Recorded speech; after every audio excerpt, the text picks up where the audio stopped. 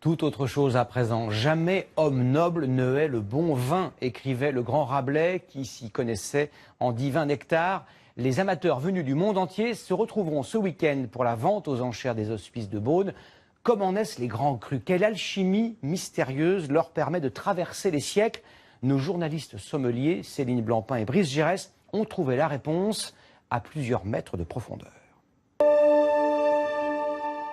Au pays des tuiles vernissées et des vignes de pourpre et d'or, sur ces terres où pinot noir et chardonnay sont cultivés depuis des siècles, on raconte que nul n'a jamais percé le mystère d'un grand vin.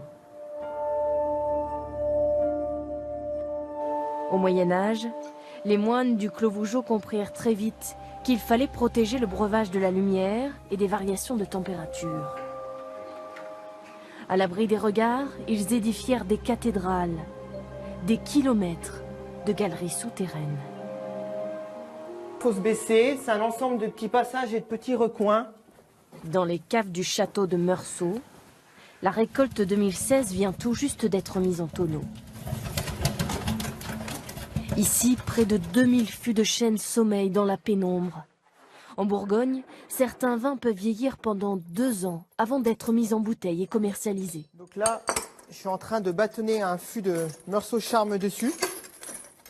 En fait, ça consiste à remettre en suspension les lits présentes au fond du fût. Cette technique apporte de la rondeur, du gras, de l'opulence dans nos vins. Jour après jour, au contact de l'oxygène et du bois, le vin se transforme. Il devient moins acide, sa couleur s'intensifie, ses arômes se développent. Je perçois des arômes de réglisse, des notes de torréfaction, un peu de cuir. Donc c'est vraiment des notes, des arômes qui apparaissent tout au long du vieillissement et de l'élevage en fût. Chaque vin est différent, chaque fût évolue à son rythme. À Beaune, nous pénétrons dans les tours d'une